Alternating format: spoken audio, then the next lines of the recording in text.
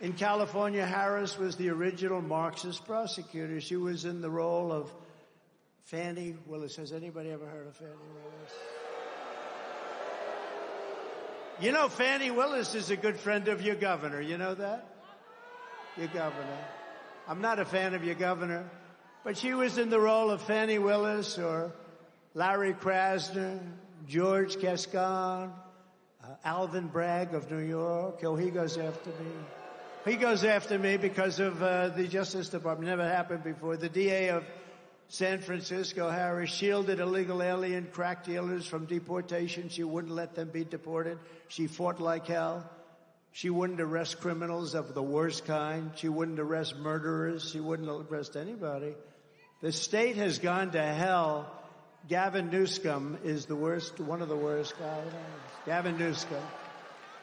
But she was the one that started it. She ruined San Francisco, ruined California. As California Attorney General, she defined and redefined child sex trafficking, assault with a deadly weapon, and rape of an unconscious person raped as nonviolent. These were nonviolent crimes. We shouldn't even prosecute these people. To help spring child predators and dangerous criminals out of prison all over the state.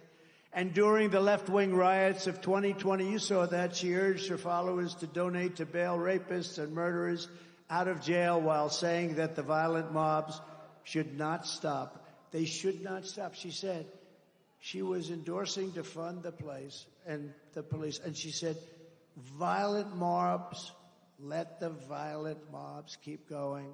Let them keep going. We love what they're doing. We love what they represent. This is the lunatic that the fake news is trying to build up to be the next Margaret Thatcher. You know,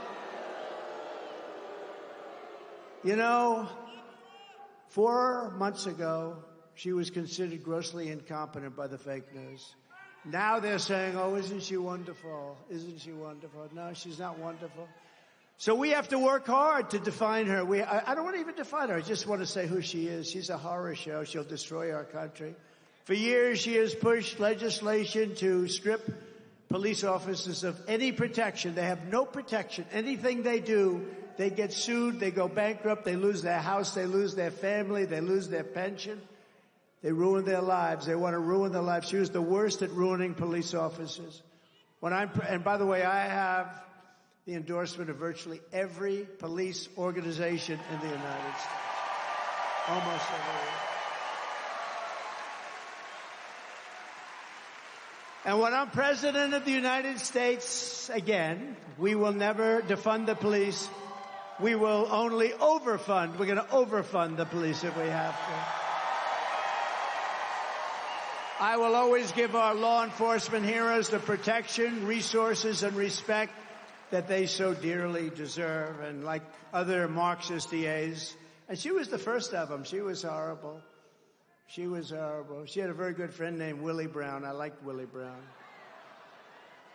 He knows more about her than anybody's ever known. He could tell you every single thing about her. Could tell you stories that you're not going to want to hear. Like other Marxist DAs, Kamala supports abolishing cash bail, which means bloodthirsty criminals that just killed somebody can immediately leave custody, go out and kill somebody else, which, by the way, they often do. Under these kinds of woke radical left policies, Atlanta is like a killing field, and your governor ought to get off his ass and do something about it.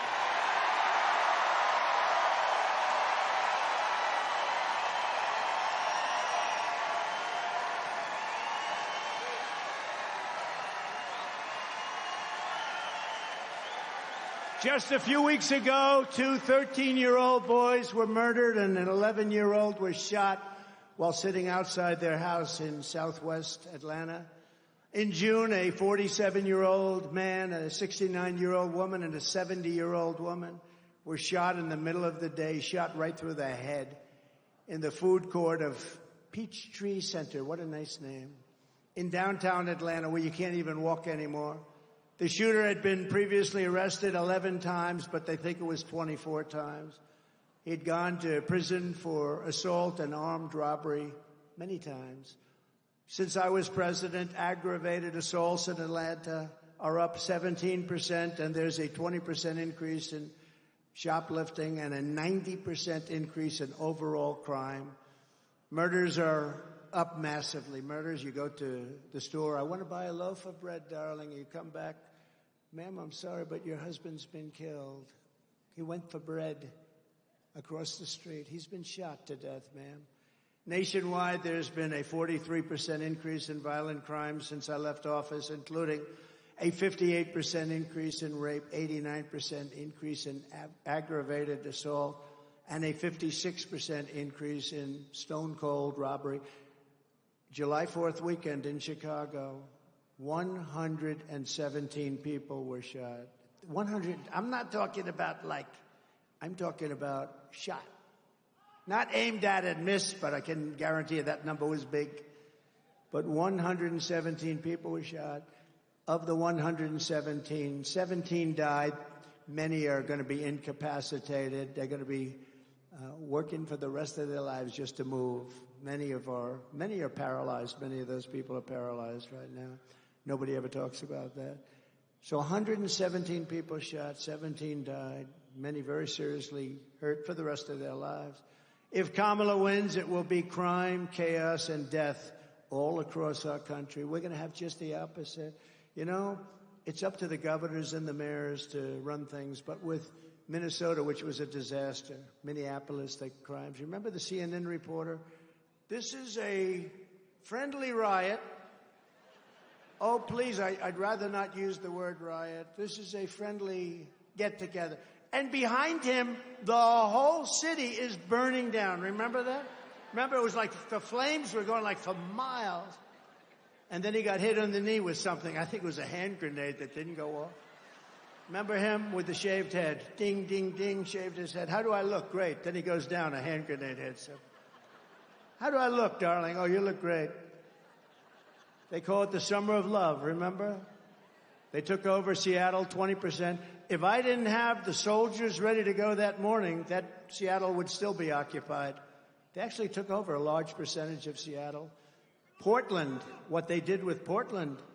You know, I was in the real estate business. I love storefronts, beautiful bronze. I love bronze and beautiful everything. Storefronts, so beautiful. In Portland, you know they have a storefront? Their storefronts have been so decimated, they use old 2x4s with a wooden door. No glass, no windows. It's the worst looking avenue I've ever seen because, and I spoke to people that have shops there, but they don't have many more. They've all fled. But the few people that remain, they have wooden storefronts made out of old lumber. And they said, no, anything we put up, including this, will be knocked down the next time. And it happens on a weekly basis. And nobody does anything about it. If I didn't bring out, they knew the military was coming in the next day in Seattle. If they didn't know that, and they fled, they all said, oh, it's about time to get it. You know, when they were doing monuments in Washington, Marjorie knows this. I got an old bill because I doubt we could ever get Congress to pass one like this. And they were trying to rip down monuments. And then it was Abraham Lincoln. They were going to rip down the monument to Abraham Lincoln. They were ripping down other monuments. They didn't care who it was. They just wanted to destroy a country. And I took this old bill from 1889. Today, you wouldn't have the guts to sign a thing like that, although they should. They should make it even tougher. And it said, if you desecrate or even touch a monument in any way, shape, or form, you go to jail for 10 years, and there's no shortened sentence.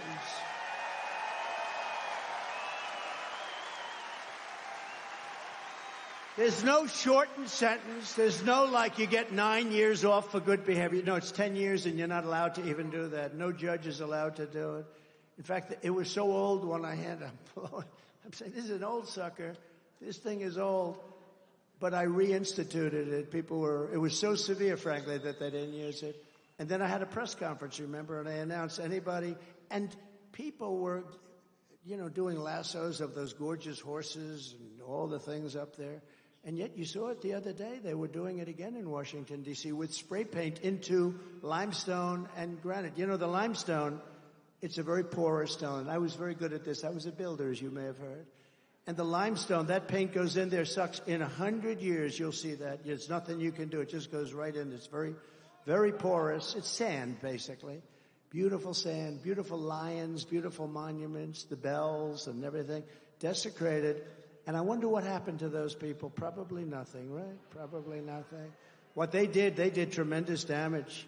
They did tremendous damage. But so I announced this bill, and the bill, I had a press conference to announce it, and I said 10 years for anybody even touching any of our beautiful monuments. You know what happened? It was a beautiful sight. I saw thousands of asses, only the back, walking out of town. Some were running. They didn't want to do anything. They just wanted to get the hell out of town. And that was the end of the problem. We didn't have any more problem. We had no more problem after that. There was no problem. And that was the end. You didn't hear about it after that, Mr. Congressman, did we? Collins, good speaker he is. He's got a future. Does he have a future, Marjorie? I don't know. Got the look. He's got the hair. Good job. I watched. Good job. We will restore law and order to